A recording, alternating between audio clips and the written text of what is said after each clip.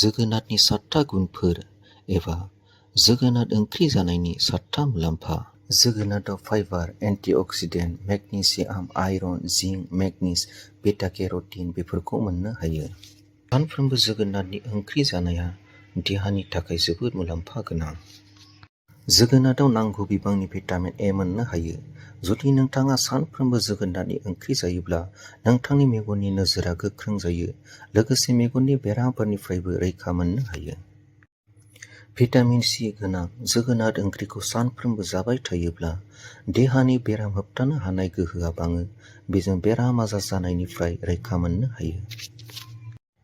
Health डिपार्टमेन्टनि बायदिब्ला देहायाव गोहो बांहोनो थाखाय सानफ्रोमबो जोगोनार ओंख्रिखौ गावनि डाइटआव लाफानो नांगौ। जोगोनारआ जाथोसे हाइ फाइबार आरो ल' केल'रि फुड।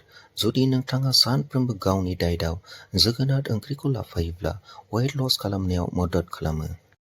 जोगोनाराव पटेसियाम थानायनि थाखाय जोगोनार ओंख्रिखौ जाबाय थायोब्ला हाइ ब्लाड प्रेसारआ कन्ट्रलाव थायो।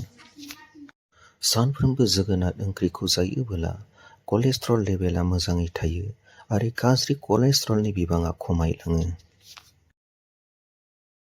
जोगोनाराव स्किननि मुलाम्फा गोनां एन्टिअक्सिडेन्ट मोननो हायो। सानफ्रोमबो जोगोनार ओंख्रिखौ जायोबोला मोखांनि महरा गोजों जायो। जोगोनार ओंख्रिखौ सानफ्रोमबो जानायनि सिगां बिसेस गियान गोनां सुबुंफोरनियाव सोंनानै लाग्रो।